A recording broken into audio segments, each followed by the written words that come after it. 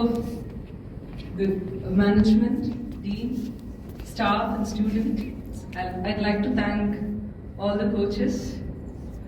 To be a teacher is different and to be a trainer is different.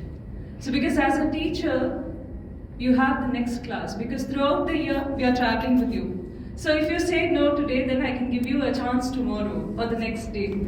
Throughout the year, we are traveling with you. But as a trainer, so they were telling you about goals, results. So they are result oriented.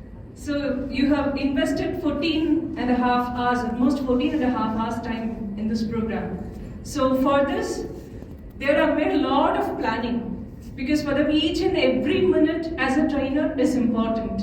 So when to give the break, when to start the session, how to go about it. If one strategy doesn't work, what to do next. So they do a lot of planning. They observe each and every one of you and how to make you come out. So they also take the role of mentors.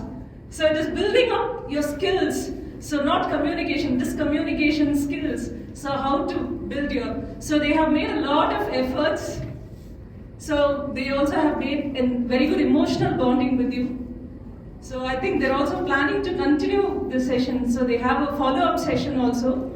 So I know that you all enjoyed the program. So thank you, coaches.